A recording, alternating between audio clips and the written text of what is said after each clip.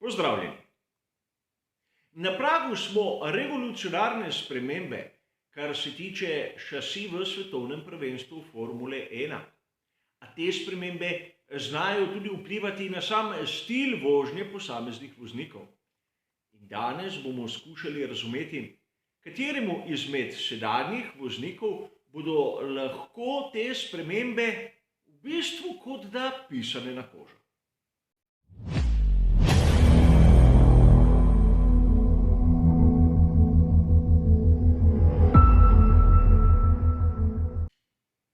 Mnogokrat smo že govorili o tem, da motošport je nekako sobivanje športnika, voznika ter tehnologije bolida. In seveda, če želimo uspeh, moramo imeti pravo kombinacijo enega in drugega. To ne pomeni, da imamo najboljšega voznika v najboljšem bolidu. Imeti moramo voznika, kateri zna izkoristiti lastnosti bolida. Torej, njegov talent ter lastnosti bolida morajo biti v neke vrste sozvočju.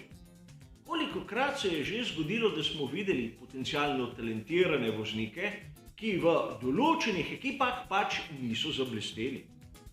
Lep primer je Pierre Gasly, ki v Red Bullu ni našel svoje dimenzije, a ko se je nazaj vrnil v takrat skuderijo Toro Rosso in kasneje Alfa Tauri, smo videli, da je bilo nekaj drugega narobe, ni bilo pomanjkanje talenta.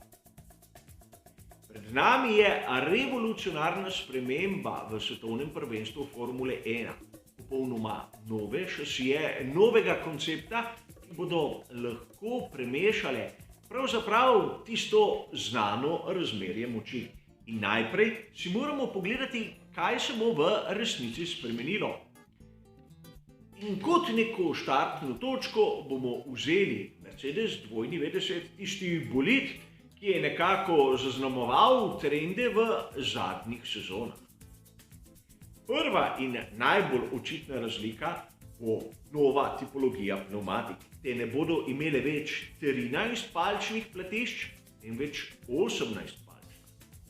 Kar pomeni, da bo bočna stena na pnevmatiki bistveno nižja, in zaradi tega bodo pri ekipah morali popolnoma na novo konstruirati in vpetje ter vzmetenje. Pneumatika s platišči 13 palcev je nekako služila tudi kot delno vzmetenje pri bolidu Formule 1. Vse tiste majhne nepravilnosti, majhne grbine je v bistvu ublažila sama pneumatika. Zdaj bo tega bistveno manj. Ampak to ne pomeni, da nova generacija bolidov bo imela na primer mehkejše vzmeti. Namreč bolid Formule 1 kar nekaj svojega oprijema generira z aerodinamiko.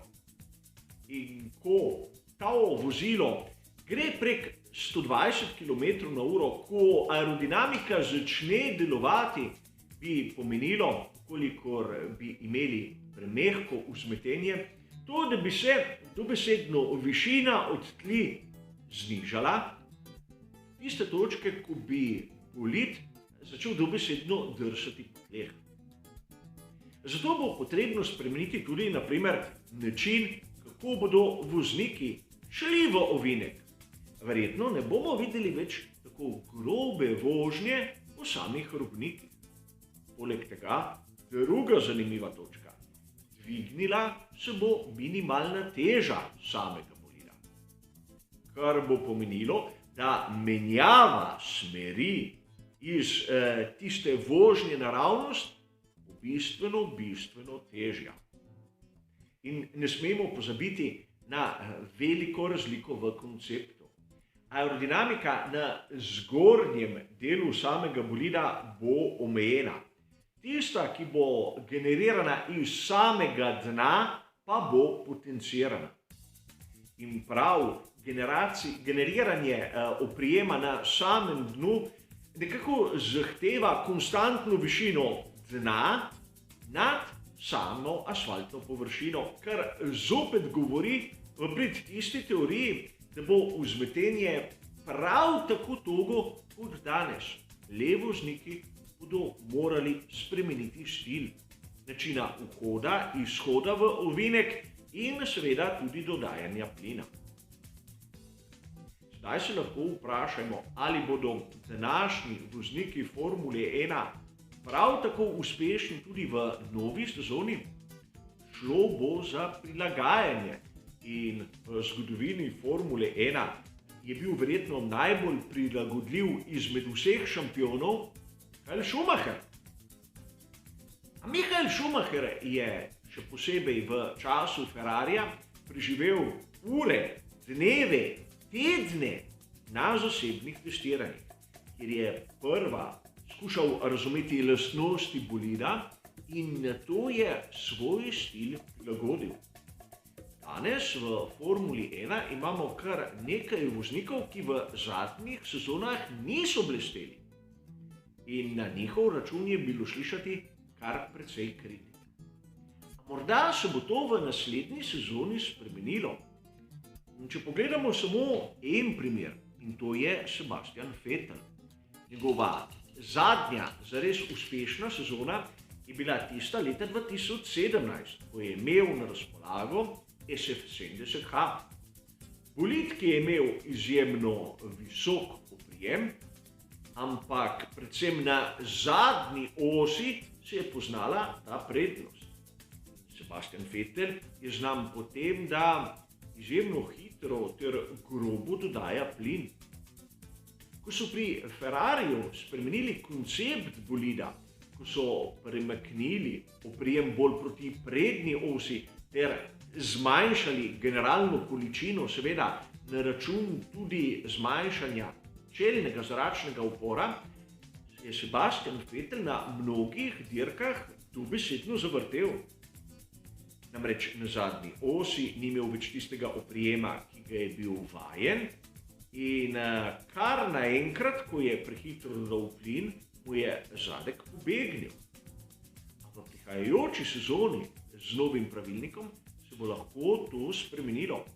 Spet bo dobil lahko tisto zaupanje, kajti težišče, kar se tiče aerodinamike na bolidih, bo zopet umaknjeno malce bolj nazaj, na zadnjo os, in mogoče bomo videli, da Vettel še ni rekel zadnji.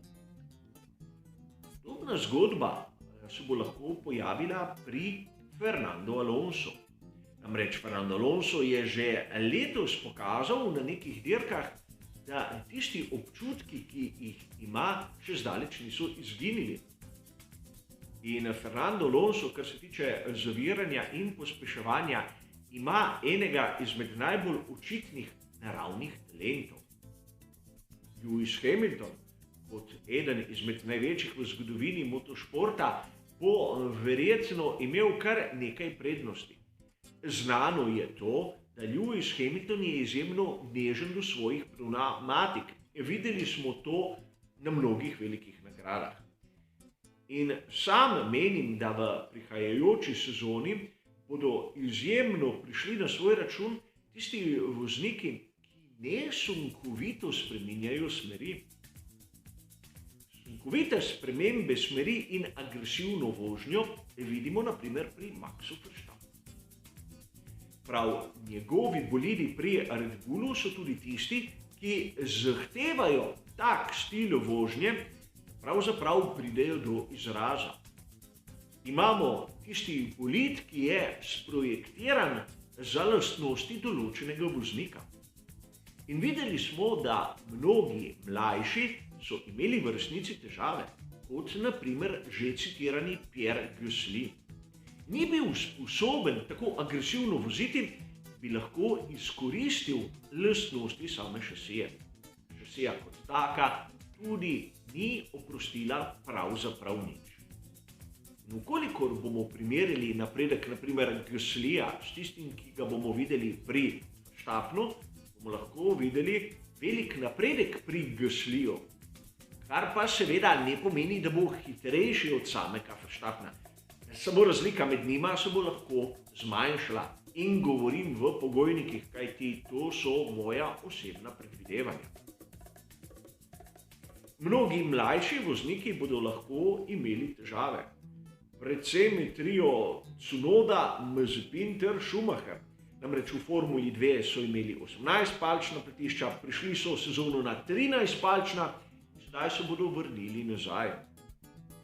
A ukolikor je voznik talentiran, se bo znal tudi hitro prilagoditi. A ukolikor njegov talent je tisti, ki ustreza določenim kategorijam šasije, bo znal praktično svojo prednost povečati. Zato ne bodimo preveč kritični, kolikor že na prvih dirkah bomo videli presenetljive rezultate.